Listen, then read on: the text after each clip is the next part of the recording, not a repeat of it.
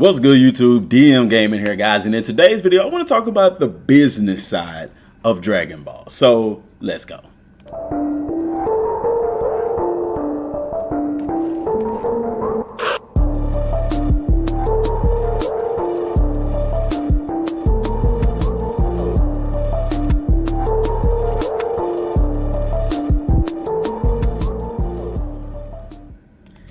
So before he gets into the video, I just want to say that you should go check out some of the anime stuff they got there. It's from beautiful Halo there, and it's going to support the channel. Don't forget to hit that subscribe button and the like button, because they got some awesome stuff. There's also some promo codes down in the description box below. Yay! On with the video.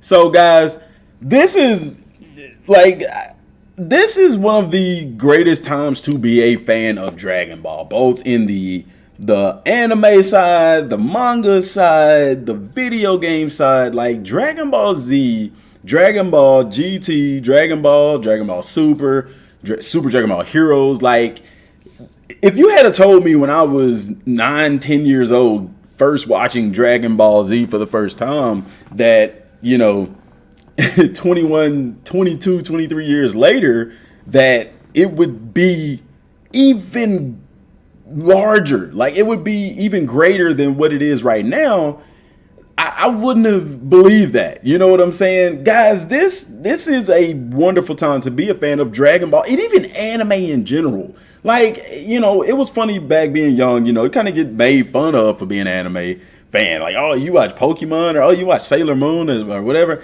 you know. And now it's popularized. It's, you know, it is what it is.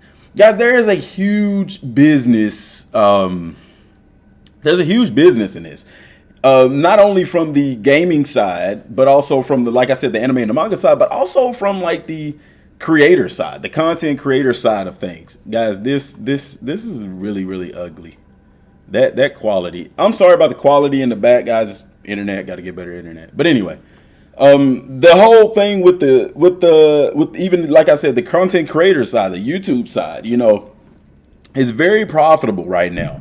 But really, what I want to talk about, like, because you have legends doing well, millions, making millions. You know, you got Dokkan that's like every month they're in like the top app, and, you know, to the point where Bandai's not even giving like 50 Dragon Stones anymore. They only give you like 7. But, you know, and then you have Xenoverse 2 selling over 6 million copies. You have Fighters selling over 5-6 million copies. Kakarot in its first 2 months, like 2-3 million copies. Like, guys, I don't know if y'all can really get the gist of how big this is and how wonderful and great this is. Because what it says to you, what is, you know, because everybody said, well, okay, what does that have to do with me? Their sales are great, that's awesome. What it says to you is there's going to be more Dragon Ball content to come. There's going to be more anime. There's going to be more movies. There's going to be more games for sure. You know, that's what I believe, that whenever you have these types of things that do so well financially, you know, that, I mean, it doesn't make sense not to make more. And that's why I try to tell people like Kakarot and Kakarot's DLC is, you know, people think that, oh, this is just going to be the only season. I don't think so. Like, it's way too profitable for them to leave that on the table, you know. And it's one of those things, kind of like Xenoverse. If they can milk it, they will milk it. Like I told you, they didn't have, I don't know if they do now. They didn't at first have plans on doing a sequel. They wanted this to be a standalone game. And in my mind, if I'm seeing this as a standalone game, like the potential for them to put so much into this game is unreal. Like with the time machine alone, it opens up the door for you to implement movie characters. It opens up also like with GT and even Dragon Ball. Like, how dope would it be to go back, give them the time machine, go play some Dragon Ball missions? Old school Dragon Ball. You know, they're introducing the Tao Papa pillar within some weeks from now. You know, it's crazy what this game could be, you know, from a business standpoint. I'm not, you know, because a lot of times, guys, when I approach this game, I don't approach this game from a fan standpoint. I approach this game from a business standpoint. That's why, and I know people are going to say, well, if you're approaching it from a business standpoint, then they should add multiplayer. They should have add villainous let us play with villainous enemies and things like that. Like, yeah, I get that, but you also have to understand the structure of the game. Like, yeah, when they make these games, they want to make money. But part of the relationship between publisher and developer is that the publisher wants said game. The developer is more or less the artist behind it. You know, they have a game that they want to develop. They have a vision for said game. And you know, the way that they built Kakarot, like I told y'all in a couple of videos ago, it's more of a simulations type game where it doesn't make sense for you to be able to fly around the map as Vegito or as, you know, some of the villainous characters and things like that. Like, that doesn't make sense. That's outside of the history of the game. Now, there could be DLC that could allow things like that. You see what I'm saying? But as far as, I mean, because guys, even look at the DLC. Why do you think you can't take any of your support characters or anybody else to Beerus's planet? Because they've never been there. Now, I know you're going to say DM, but Vegeta's never been to King Kai's planet. And you know what? You're right. So maybe that throws that logic out the window. But for the most part, this game tries to stay true to what you see in the anime and in the manga. Now, there are some things, like I said, that are missing, but that's not, you know, well, I guess you could put that with that because to me, from a business standpoint, they would have made more money doing some of those things, like implementing the hyperbolic time chamber, implementing King Kai's training. And that's something that they could do down the road, you know, because there is a glaring issue in the grind to level up your base stats. You have to eat an astronomical amount. You have to eat so much that you're not going to be playing the game. You're just going to be hunting and eating. So, and I think that they've realized this because we've done tons of videos on it. I've sent them messages about it and things like that as well.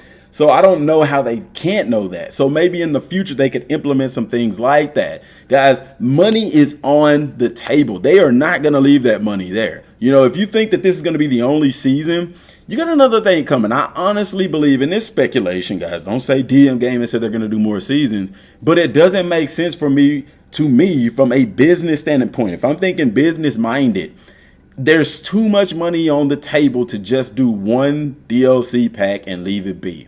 They didn't do that with Fighters. They didn't do that with Xenoverse 1. They didn't do that with Xenoverse 2. Like, it doesn't make sense. That their business model is to put out a game and to also release multiple seasons of content for said game. And like I said, a year from now, we'll look at Kakarot. It'll play and be a completely different game, guys. There is so much. And I know you're going to think that we're kind of reaching the limit. No, heck no, not even almost, you know. Like I said, there's so much that they can do. But like I said, from a business standpoint, guys, when you think about content for the game, when you think about what they're going to do with the games and the other games in the future, you have to look at things from a business standpoint. Like Xenoverse 3, for example, or Xenoverse 2. Why make a Xenoverse 3 if people are still paying money for the content of Xenoverse 2?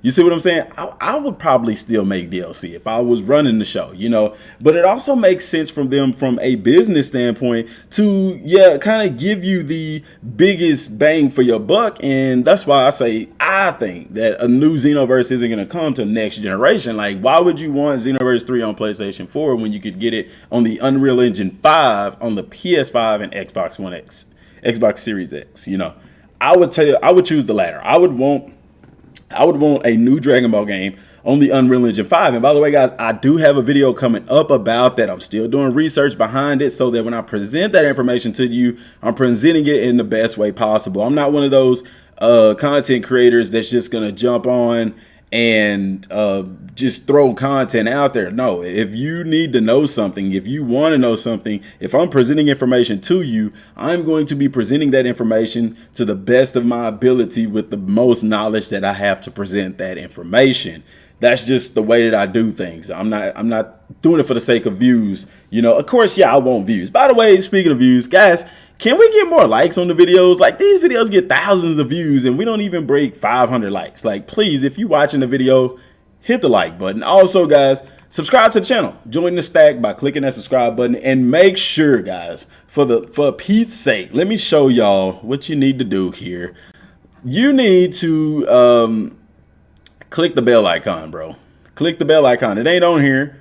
It ain't on here, but let's just go to a random channel real quick so I can show you where it's at, guys. This is what you need. Like, I love that they have that. I've been playing Neo too, by the way, guys. Sorry I didn't stream yesterday. my computer was messed up, and that's why I didn't even post a video. And I should have put something in the community tab, but I didn't, and I apologize. So guys, this is what you need to do. This isn't my channel, but by the way, he has 666. Wow. Anyway, so you want to click subscribe button, and just because I'm using this channel, I'm going to subscribe to him.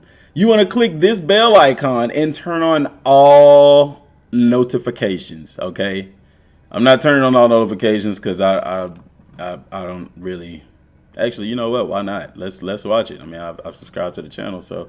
But that's what I need y'all to do, guys, because there's about 40% of the people subscribed to the channel are actually watching the videos, or that, you know, there's about 50% of you guys who are watching the videos who aren't subscribed to the channel. Like, bro, it's free.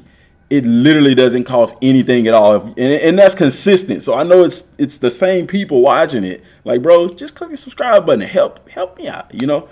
But guys, from a business standpoint, I'm sorry rubbing my eyes, man, but this is money, man. Like, I look at this and I see potential. Like, okay, people complaining that the season pass was $25. Like, oh wow, 25 bucks, and we only got this half, you know what, DLC. And it's like, bro, there's more to come. And then they hear about the story mission part of it, for the third part being like 8 to 12 hours, and oh, now it's justified. Oh, okay, yeah, I want that. And it's like, guys, we can have way more of that, man. Like, if people support this game and y'all are vocal and letting them know, you know, how to fix this, how to fix that, not so much what you want in the game, because guys, like I told y'all, like, if they put everything that we wanted in this game wouldn't make sense and it wouldn't be fun. Trust me, if you had what you wanted, okay, let's say that you get villainous enemies, villainous characters, you can fight as Frieza and Cell and all that.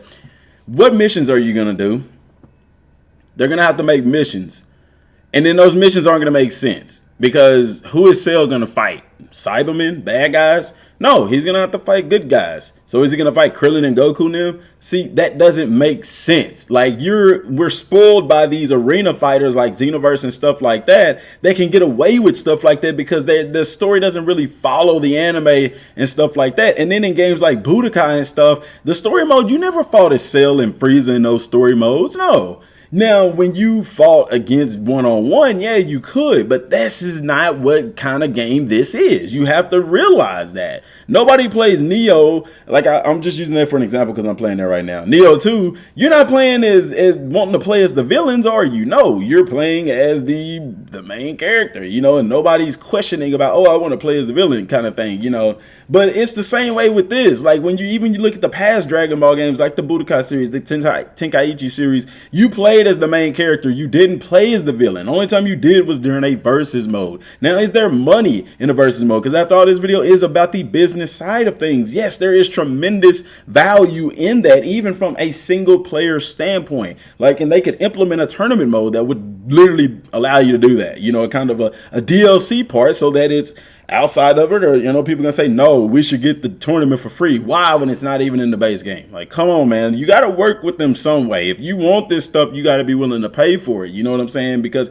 everything can't be free. You know, these people are making this content, and if you want more content, you need to be willing to put out money for said content. That's the business side of things. Yeah, they're gonna do some free updates here and there, but mind you guys, those free updates, the things that they put in the game for free, are to get you back to buy DLC. For example, the Time Machine was a free update. Okay, now, hey, I can play as Super Saiyan 3 Vegeta and Goku, or Goku, not Vegeta.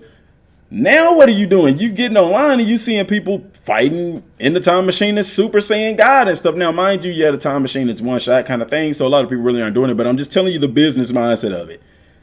They're like, okay, if you want to fight a Super Saiyan God Vegeta in the Time Machine, guess what? Just go buy the season pass, man. You know, see what I'm saying? And so the free updates lead you to purchase downloadable content. The next free update with the card game and stuff like that.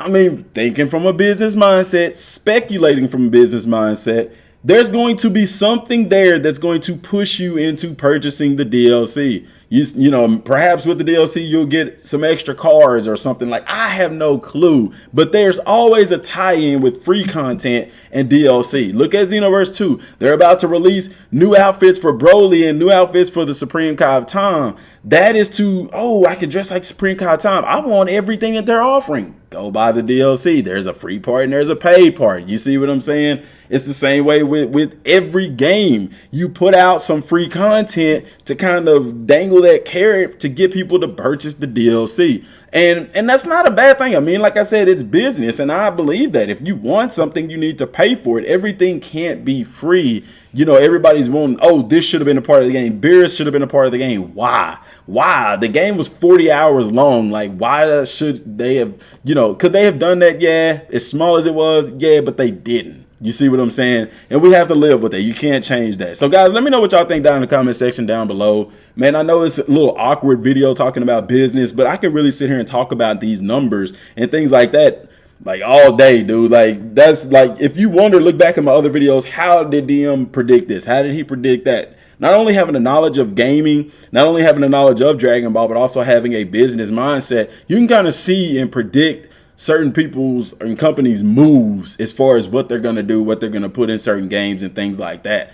You know, that's just my take on it. But guys, I'm not going to hold y'all any longer. I'm going to get back to Neo 2. I'm going to be streaming, should be streaming tomorrow. Everything is fine. Everything is fixed now. So that's great. I really got scared because I thought that I possibly lost everything on my computer and stuff like that. But everything's fine, guys. But that's all I got for right now, y'all. Till next time, thanks for watching. Peace.